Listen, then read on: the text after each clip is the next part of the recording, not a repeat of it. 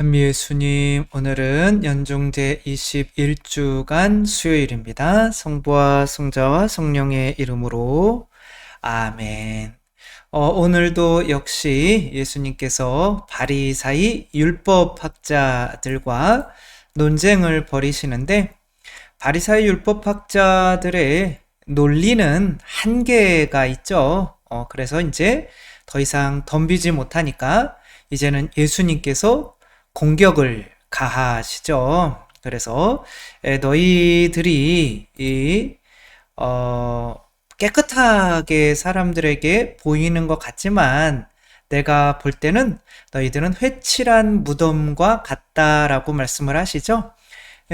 이제 이 이스라엘 가보면 무덤 밖을 이제 좀 깨끗하게 하기 위해서 흰 회 반죽으로 이렇게 칠하는 전통이 있었던 것 같아요. 그리고 그 안에는 물론 뭐 시체가 있고, 뭐 시체만 있겠어요, 그쵸? 그런 것들을 먹는 뭐 쥐나 벌레들이 막 우글우글 하는 거죠. 이제 그것과 비유를 하니까 기분 좋을 사람은 아무도 없죠.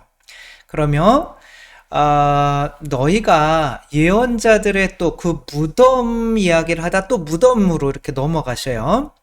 너희가 예언자들의 무덤을 만들려고 의인들의 묘를 꾸미면서 우리가 조상들 시대에 살았더라면 예언자들을 죽이는 일에 가담하지 않았을 것이다 하고 말한다.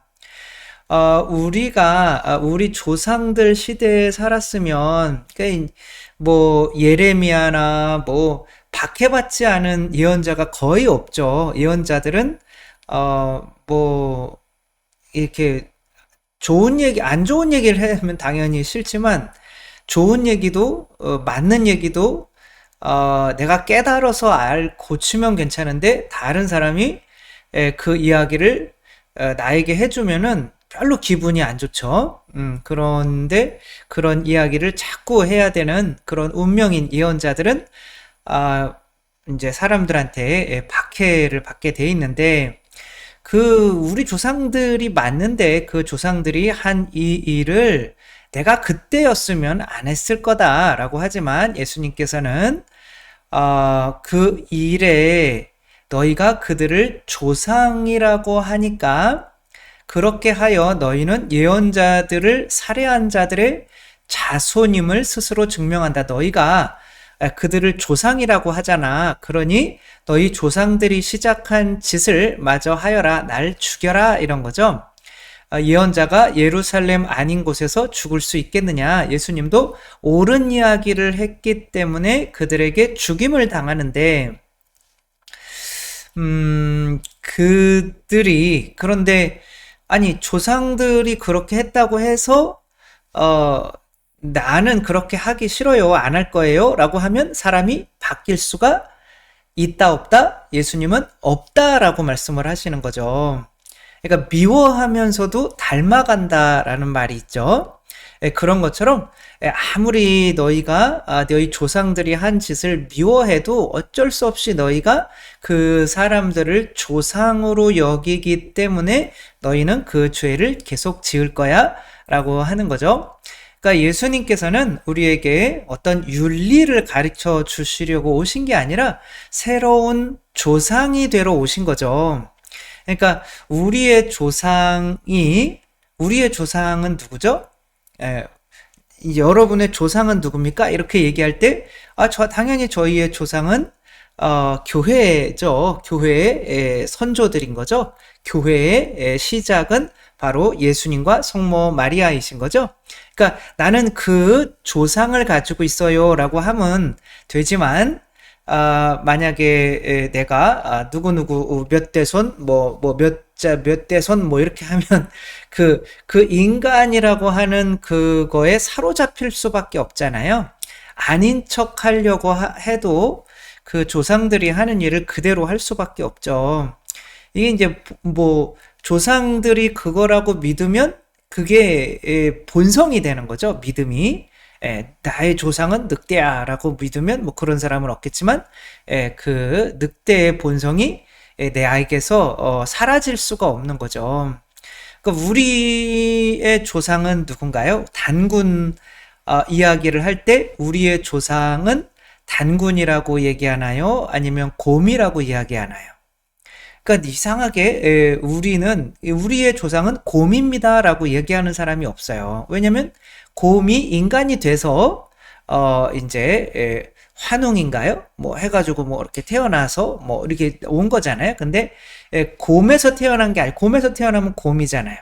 그래서 뭐 저한테도 곰 같은 놈 뭐 그런 근데 저는 곰보다는 여우에 가까웠던 것 같기도 하고 어쨌거나 뭐 동물에서 시작했지만 변해서 인간이 되고 또 하늘에서 내려온 어떤 분과 함께 이렇게 결혼을 해서 이제 태어난 그 나라가 우리나라인 거죠. 그래서 우리 조상이 곰이다가 아니라 하늘에서 내려온 분의 당군의 후손이다. 뭐 이렇게 이야기를 하죠. 그러면 어떤 당군의 어떤 그런 것들을 닮아서 살려고 하는 것들이 우리 안에 깃들겠죠. 그런 것처럼 우리의 삶을 바꾸려면 조상을 바꿔야 된다. 어쩔 수 없다. 그리고 그 조상이 누구인 것인가를 깨달아야 내 삶이 이제 변화될 수 있다. 영국의 아주 유명한 뭐 소설일 수도 있고 뭐 실존 인물이라고도 라고 하는데 아서 왕이라고 있죠. 킹 아서.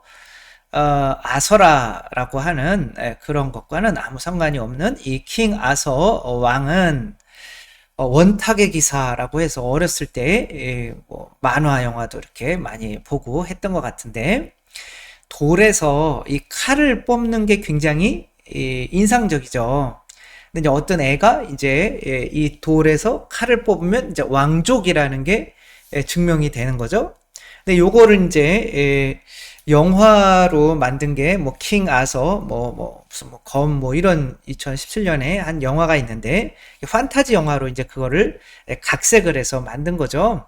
근데 이제 아서 왕의 아버지가 이제 진짜 왕이었는데 그 동생이 어떤 마법을 통해 가지고 아버지와 엄마를 죽이고 얘를 몰래 탈출시키는 거예요. 근데 얘는 아주 어렸을 때 그것을 이렇게 살짝 보기는 했는데 그것을 거부하는 거죠. 엄마 아빠가 죽는 그 모습을 기억하고 싶은 사람이 어디 있어요?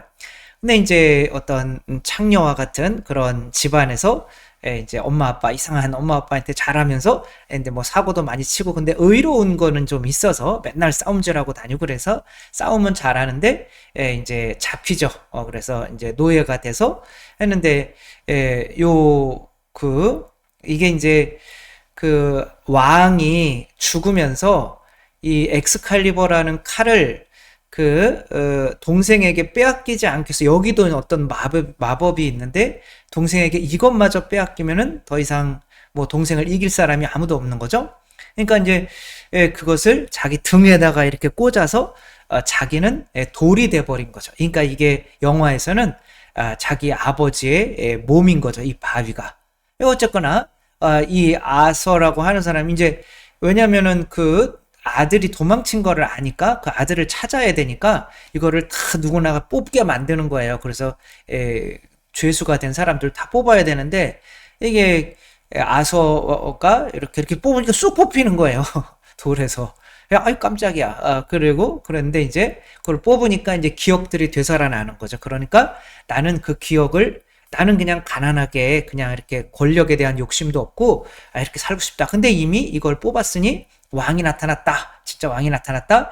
그러니까 사람들이 이제 얘한테 자꾸 쏠리게 되고 하니까 근데 이제 삼촌은 얘를 이제 죽이려고 막 하고 하다가 보니까 이제 얘가 칼을 나는 잡기가 싫다. 거부하는 거야. 자기 혈통을 거부하니까 자기 친구들만 죽어가는 거죠.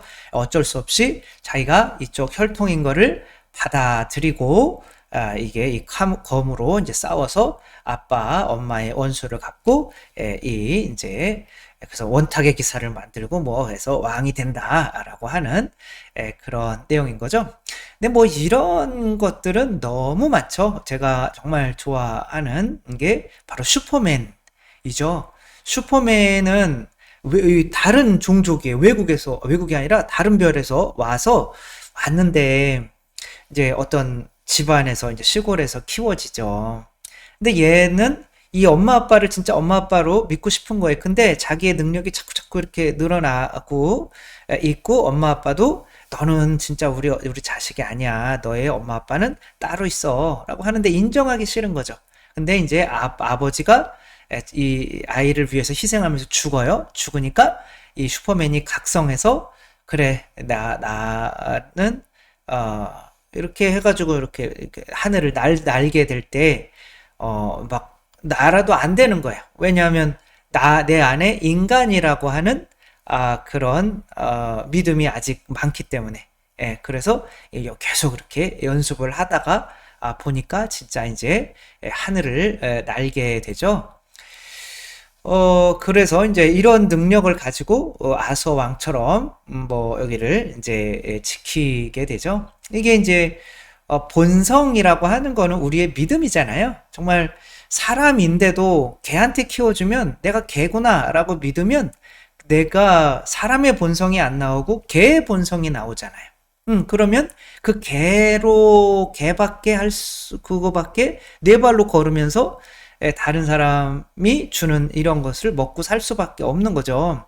그러나 내가 인간이라고 이렇게 내 종족을 믿어버리면 나도 아이를 낳고 인간을 또 이렇게 이 세상에 좋은 일을 할 수 있는 사람으로 새로 태어나는 거죠. 그래서 구원은 내가 어떤 나는 개다라고 하는 그런 혈통에서 아무리 노력해봐야 벗어날 수가 있다 없다? 없다는 거죠. 그래서 마지막 심판 때에 너는 누구냐? 이거 하나밖에 안 물어봐요. 진짜 저는 거의 한 20% 확신을 하거든요. 80%는 잘 모르겠어요. 근데 그 하느님에게 달린 거니까. 제가 지금 아는 거로는 하느님께서 딱 그거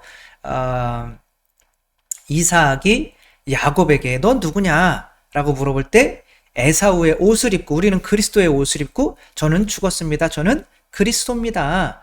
이거를 내가 근데 이 세상에서 그리스도로 살지도 않았다면 그렇게 대답할 수가 없는 거죠. 이제 이전에 나의 혈통은 죽고 내가 그리스도가 됐다. 그리스도가 되는 건 어떻게 되는 거죠? 그리스도가 나의 머리가 되는 거죠. 요한 묵시록에 보면 그 하늘나라에 있는 사람들 자기가 목이 다 잘려 있다 그래요. 그렇게 나와요. 그리고 내가 죽고 내 목이 잘리고 그리스도가 내 머리가 되는 거죠.